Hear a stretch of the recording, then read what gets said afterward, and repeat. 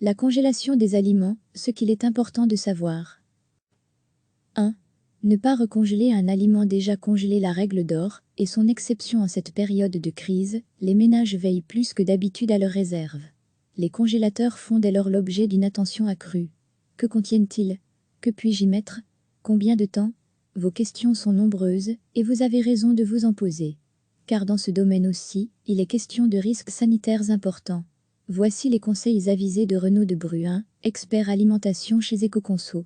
La congélation va éclater les cellules de l'aliment et donc, vous risquez d'avoir une propagation des micro-organismes beaucoup plus diluée après, parce que toutes les cellules ayant été éclatées. Il n'y a quelque part plus de barrière au développement des micro-organismes. Puis, la congélation ne fait que stopper le développement des micro-organismes, elle ne les tue pas.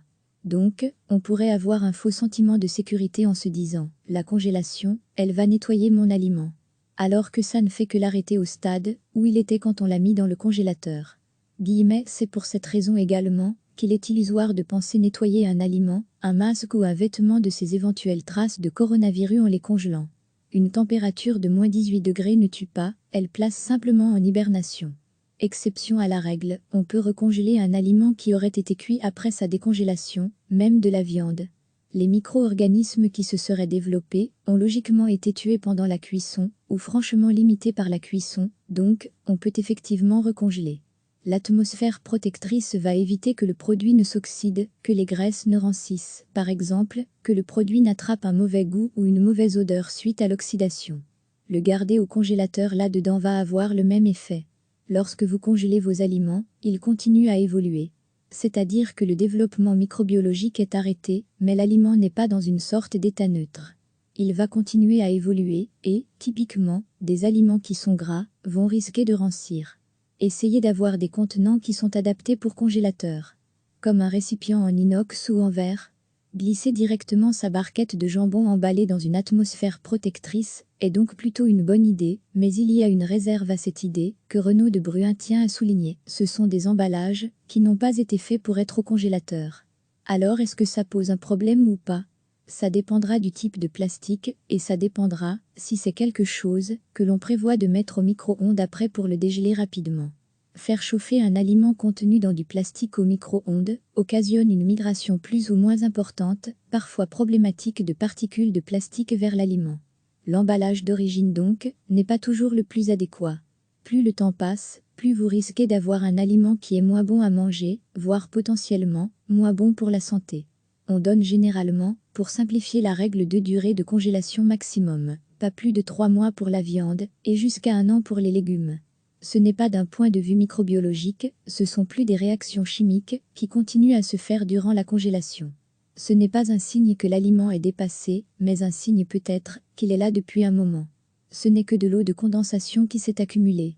Cette humidité peut venir en partie de l'aliment et peut être, en partie aussi, si c'est dans un sac qui n'est pas étanche par exemple, de l'humidité de l'air qui rentre chaque fois qu'on ouvre le congélateur. C'est pour cela aussi que l'on conseille d'indiquer la date de mise en congélation sur l'emballage, parce que le temps passe vite l'air de rien, et parfois on se rend compte qu'un aliment est là depuis 2, 3, 6 mois et donc, il n'est pas rare de retrouver dans un congélateur des produits dont on n'a plus aucune idée de quand on les a congelés. La rigueur est de mise donc. Renaud de Bruin conseille donc un bon étiquetage des boîtes et des sacs pour une bonne gestion du contenu de votre congélateur. Ce sont des gestes simples qui peuvent non seulement vous éviter des ennuis, mais aussi du gaspillage.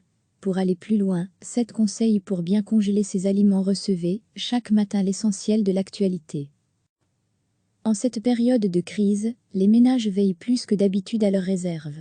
Les congélateurs font dès lors l'objet d'une attention accrue. Que contiennent-ils? Que puis-je y mettre? Combien de temps? Vos questions sont nombreuses, et vous avez raison de vous en poser. Car dans ce domaine aussi, il est question de risques sanitaires importants. Voici les conseils avisés de Renaud de Bruin, expert alimentation chez Ecoconso. 1. Ne pas recongeler un aliment déjà congelé. La règle d'or, et son exception, la congélation va éclater les cellules de l'aliment et donc, vous risquez d'avoir une propagation des micro-organismes beaucoup plus diluée après, parce que toutes les cellules ayant été éclatées. Il n'y a quelque part plus de barrière au développement des micro-organismes. Puis, la congélation ne fait que stopper le développement des micro-organismes, elle ne les tue pas. Donc, on pourrait avoir un faux sentiment de sécurité en se disant « La congélation, elle va nettoyer mon aliment », alors que ça ne fait que l'arrêter au stade où il était quand on l'a mis dans le congélateur.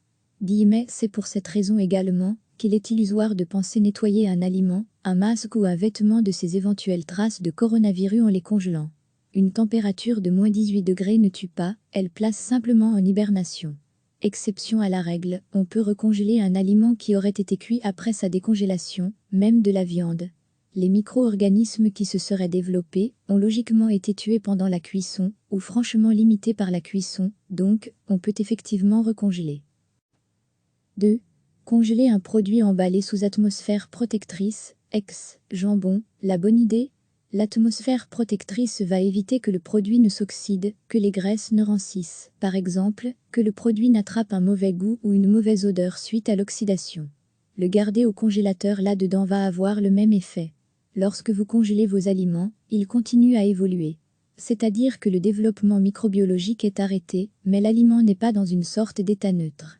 Il va continuer à évoluer et, typiquement, des aliments qui sont gras vont risquer de rancir.